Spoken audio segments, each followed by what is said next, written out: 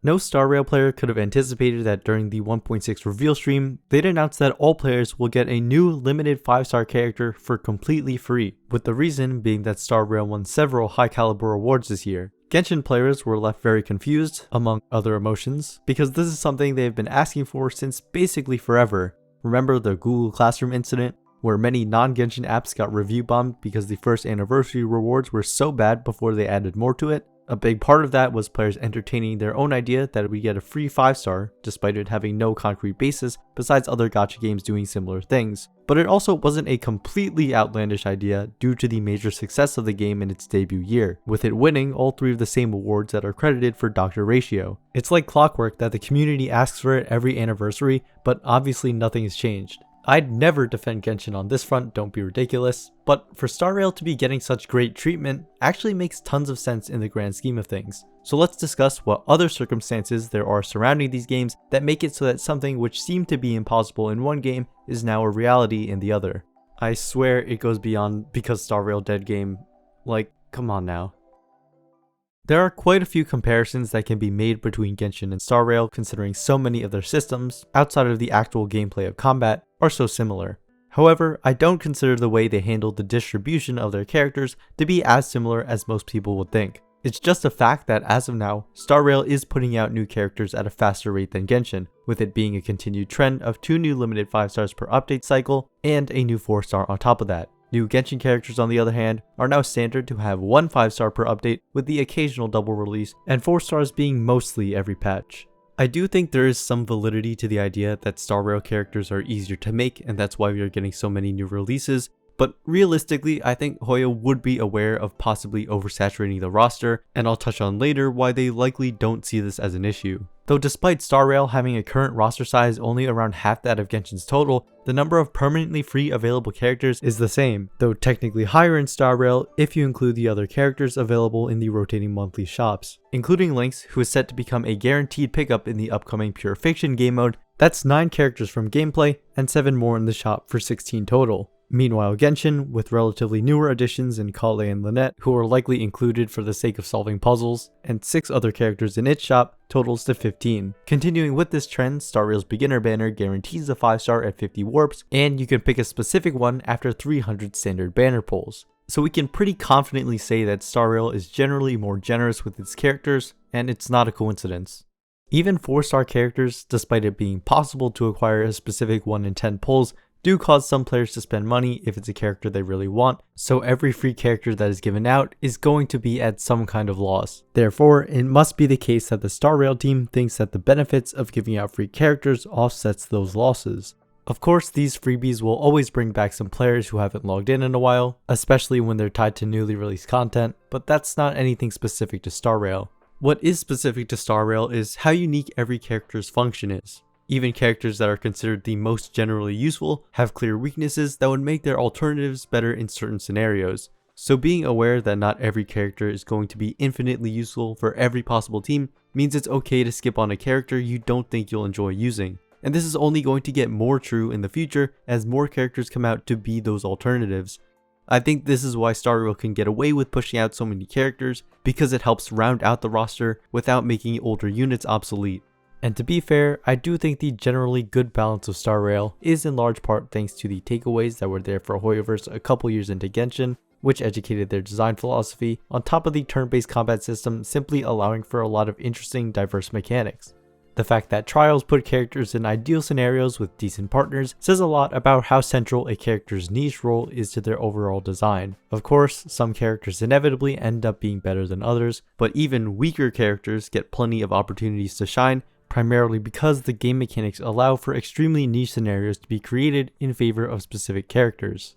Usually this takes the form of the Memory of Chaos Turbulence being favored towards the newest characters, and by proxy, others that are similar to them, but I think the recent Fighting Ring event did a good job of showing more exaggerated scenarios, like with the physical stage giving you boosted damage per hit, which Luca does many of. Physical Trailblazer was really useful here for his weakness breaking ability, and I haven't used him in ages.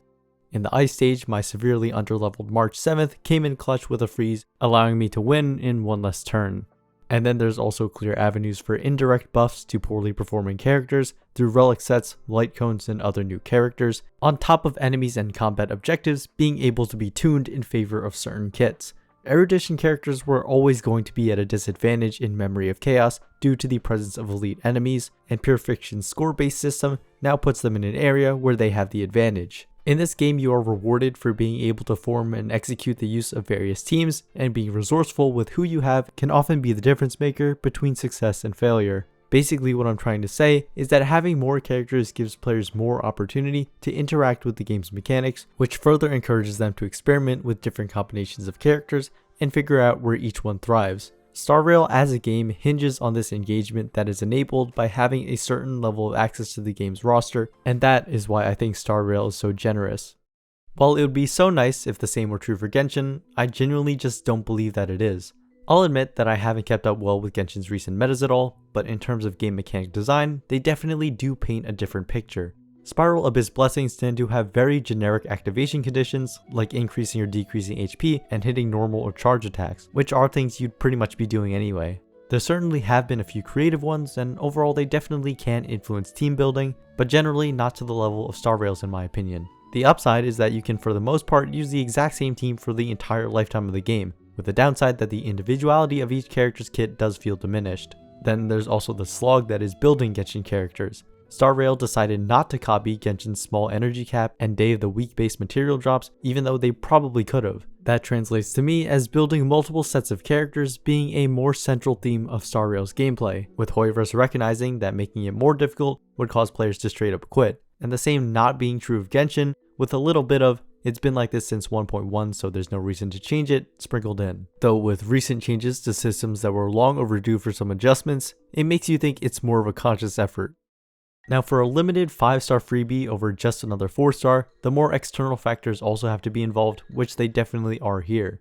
In terms of chronological placement, within the scope of Star Rail, we know that after 1.6 is going to be 2.0 with all the new Penacony content. Typically, when we're in the lead up to a big drop in content, the updates before are filler patches, which tend to be a little dry, understandably so when most of the development resources have been put towards making sure the important stuff ships out perfectly.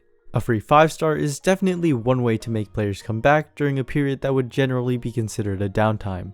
Also, with looking towards 2.0, they know they'll have a big influx in players, and so it only makes sense that they put up some very desirable banners. Do you know what happens to the banners that come before those very desirable banners? Yeah, historically they tend to get skipped no matter how good the character might be, because everyone is saving their currency and real life money for the hype stuff. It's certainly no coincidence that they chose to give out Dr. Ratio instead of Ron May, the latter of which already has fans because of how she's been teased multiple times in the game up until now. So it's basically a no-brainer that he's the Phase 2 banner and coming in the later half of 1.6. There's also the fact that Imaginary is the only damage type to currently not have a 4-star damage dealer, thus Dr. Ratio is going to fill a hole in all the accounts that don't own Dongheng IL or Welt, which is probably a lot of people. In terms of profit, a large portion of it comes from whales going for Eidolons and signature light cones anyway, and so one free copy doesn't mean the banner is going to make $0. It's actually pretty amazing how everything about this just kinda lines up perfectly.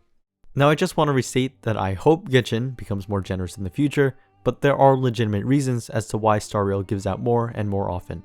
Just because Genshin has already set their own precedent though, I just don't expect it to happen realistically. I didn't know where else to mention this, but data online heavily suggests that Genshin characters also simply make more money than Star Rail characters, meaning that Hoyoverse loses out on less by making this move. Though that could be a symptom of there being too many characters being released, but I don't know. I think the trend of Star Rail being more generous than Genshin is likely to continue because of everything I said in this video, and with Star Rail's first anniversary not being that far away, I would not be surprised at all if the free 5-star of choice becomes a real thing, just in a different game than what we originally thought.